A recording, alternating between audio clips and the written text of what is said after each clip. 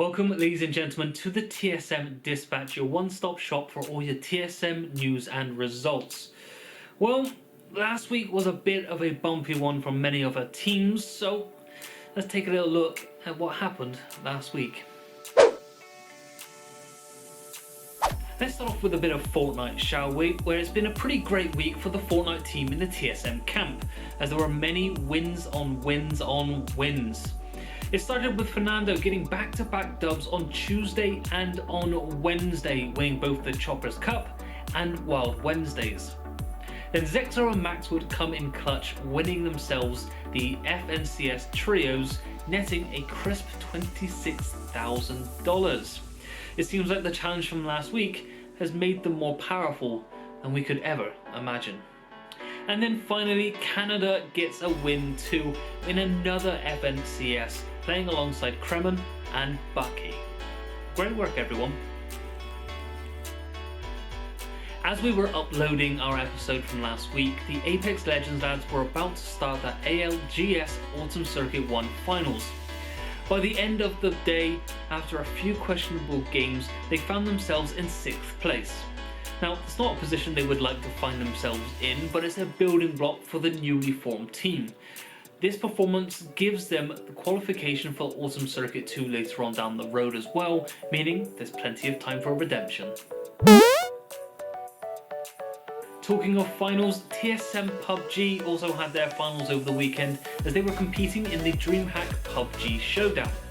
They showed a lot of consistency throughout the weekend, coming in 3rd on day 1, on day 2, and also 3rd on day 3. They amassed a 44 points in placement points and then another 85 for kill points as well, equaling 129 overall.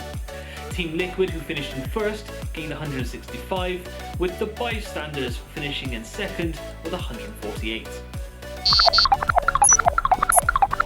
On to Rainbow Six Siege, where we start the week with an L to Dark 0, losing 2-0.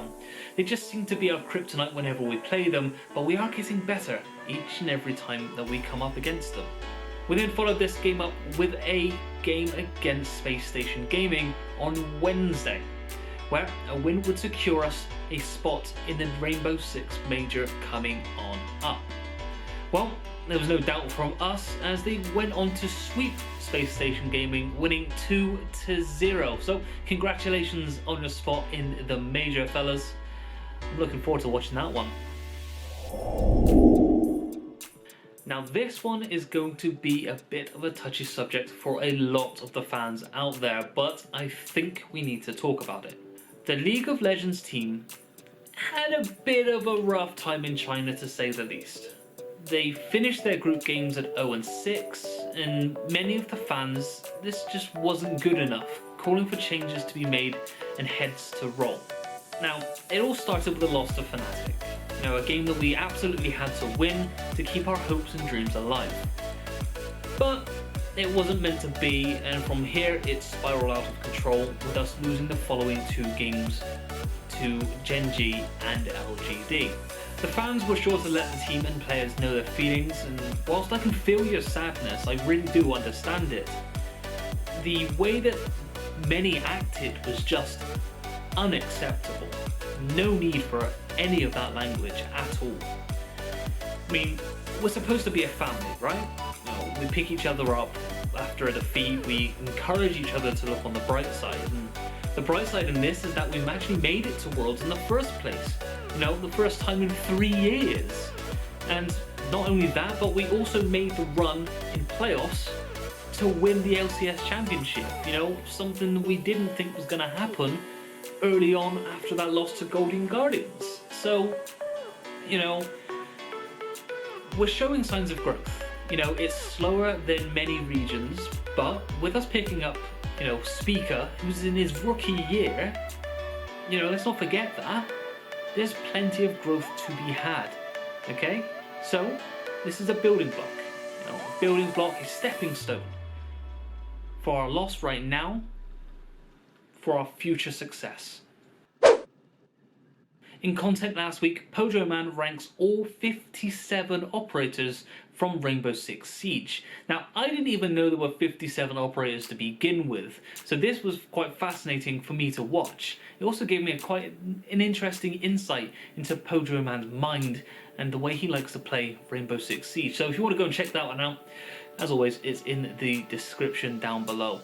We've had 2 more birthdays over the course of the last week as well. We'll start with a happy 25th birthday to Tanner. Now, the Apex Legends streamer recently celebrated his 1-year anniversary at TSM as well, so he left a little message for the fans. It was also Fortnite god Zexro's birthday, and he celebrated with a win in the FNCS Trios tournament earlier on in the week as well. So congratulations for the win. Here's to many more throughout the next year. There's plenty of esports action coming up this week, so let's take a little look at what we can expect in a week from TSM. In Fortnite, we have the DreamHack Open with heats starting from today and the finals going on Thursday. There's also the FNCS Qualifiers Week 2, which will be played out throughout the weekend. The PUBG boys are back in action as they'll be competing in PCS 3, with groups starting tomorrow and finishing on Saturday. We've also got the Rainbow Six Siege. As we'll be facing off against Oxygen, or we'll be having ourselves a grudge match against Dark Zero later on tonight.